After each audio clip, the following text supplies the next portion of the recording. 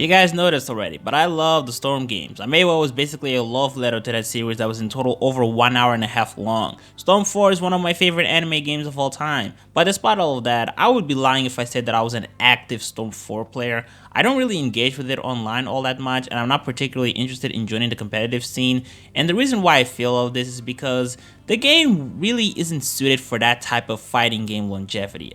I get easily bored when I play online for too long, and I do practically nothing in practice mode. This is actually one of the main reasons why I do kind of yearn for a Naruto 2D fighter, because while we do already have a large amount of Naruto games out there, and some of them are even fairly suitable for being played competitively, if a company like Arc System Works somehow managed to develop a Naruto 2D fighter offering us the same amount of mechanical depth and beautiful visuals as Dragon Ball FighterZ, there is literally no other game I would spend more time playing than that. However, right now there doesn't seem to be any signs of that happening yet, so instead what I want to do is entertain the idea of a Storm game somehow succeeding at being suitable enough for me to engage as I do with some other 2D fighters I've been playing recently, and I've actually thought about some ways this series could have been designed, or at the very least I would want it to be if more investment was put into making the Storm games mechanically rich. Now keep in mind, none of these are concrete claims I'm making with 100% certainty. I'm not a developer or a resource manager, so I can't say with full confidence that all of these ideas I have would work perfectly. These are more so suggestions I have based on observations and my own personal wishes.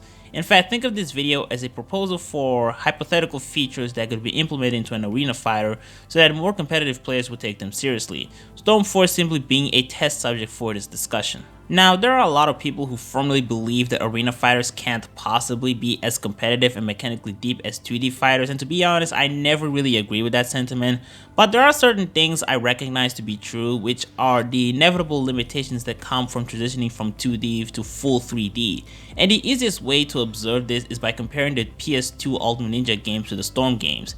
Now, one thing I will give to Storm 1 is that I think the control scheme is more purposeful and justified than the PS2 Ultimate Ninja games. Despite the fact that they were in 2D, there are some arguably sacrificial choices when designing the control scheme, like how jumping and blocking have their own reserved buttons when they could have just used the D-pad much like other 2D fighters, or how triangle is kind of useless up until you want to activate an ultimate. Now, these design choices do have a purpose, they were not done randomly, and in some ways they do kind of give these games their own unique playing style, which is helpful when you see them as more so party games than actual serious 2D fighters. However, when you look at the Storm game, some of the design choices present in the PS2 games can be seen here, but the choices are better justified.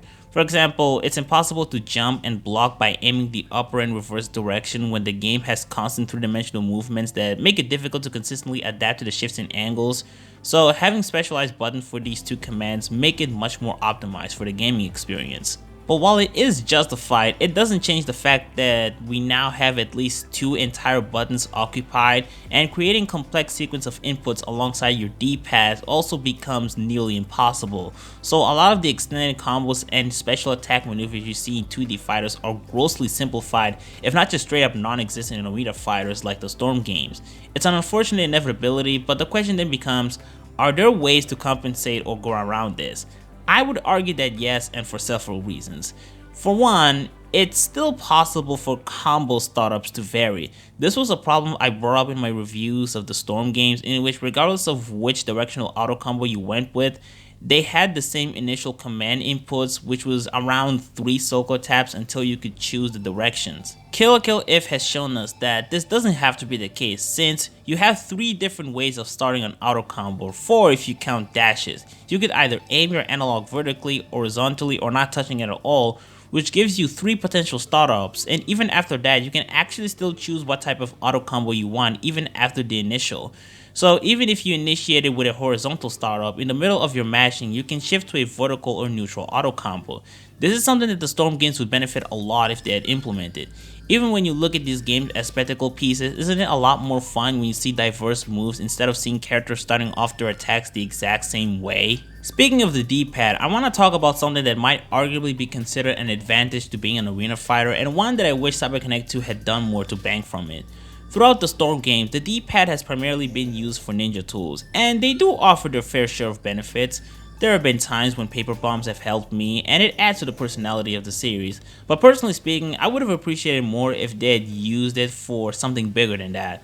Like how in Storm 4, awakening tools tend to occupy the D-pad, offering us very fun and unique gimmicks. Some of them were pretty broken and unbalanced. I wouldn't necessarily want them to be available as their main movesets, but I would consider them a step in the right direction, one that even CyberConnect 2 were kind of starting to recognize, and we even saw characters like Kaguya and some of the members of the Sound 4 that had no ninja tools, and the D-pad was used for exploring unique abilities.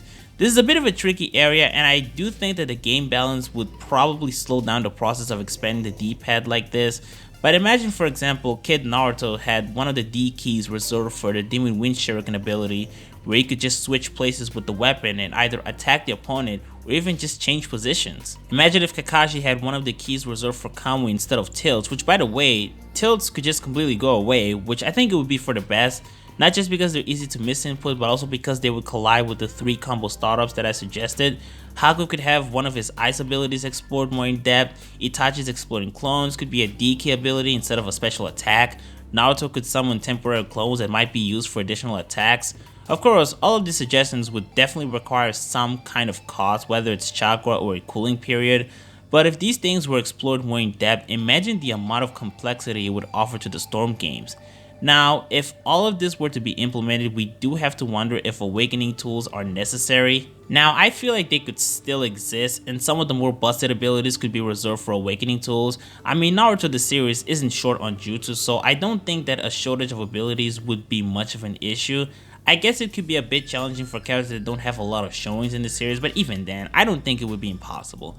Minato could have one of the keys reserved for flying rising markings and its teleportation once successfully marked, just like his Edo tilt, while the other one can be reserved for the kunais that can let him teleport to them, much like his other tilt. I feel like with a bit of creativity and even just straight up borrowing ideas they had already implemented and instead just expanding them on the D-pad, this is something that would add a lot, and I believe they would be more useful than the ninja tools we already have. Now, there's something else I want to talk about, and it's regarding weapon throws. I've always felt underwhelmed by the utility of the square button because, aside from projectile based characters like Deidara, most characters, while they don't have useless throws, they do have pretty underwhelming ones, and if I had to suggest a design change, here are the options.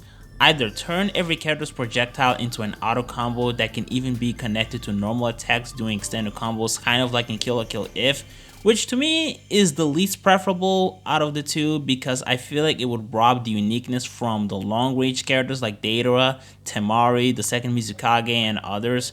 So here's the other option, which I think would be better. Turn it into a second auto combo command that has different enough properties from the normal circle attack. With Naruto, for example, they could do something similar to what they did with Nui, where it's a button dedicated to his shadow clones matching to his opponent.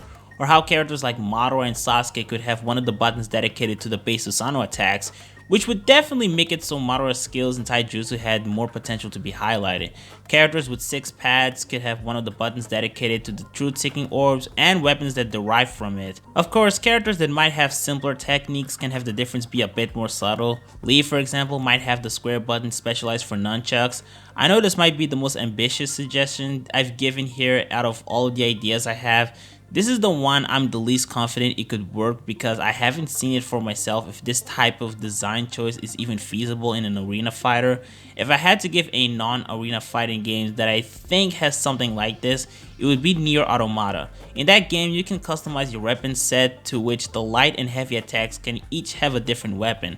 As far as what I'm suggesting, I would prefer if the second button wasn't exclusively served as a combo finisher, that way the possibilities could be higher. This would definitely require a lot of time and resource to implement into the roster, especially if we're talking about one that's as big as Storm 4, which, let's be real, if CyberConnect 2 or any developer for that matter made a game like this, the roster size would definitely be a lot lower. I personally wouldn't mind that, as long as we had at least 20 to 30 characters, that would be swell. And then over time, we could get DLCs or sequel games that expanded the roster.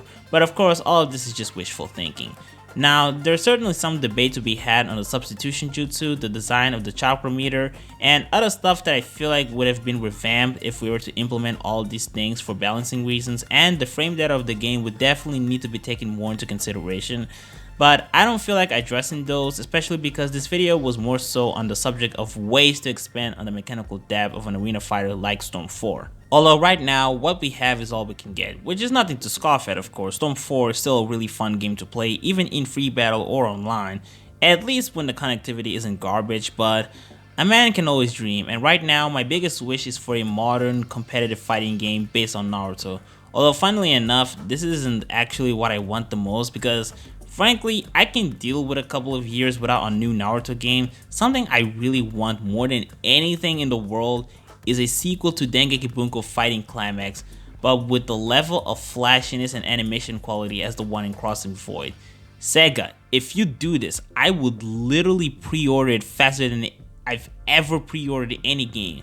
But this is extremely unlikely. A Naruto 2D fighting game actually sounds more possible than this, so I'll chant for that in the meantime. But I'm just saying, Sega, I would pay literally anything for that. But anyway, this is the end of the video. Thanks for watching, and I don't know, see you next time.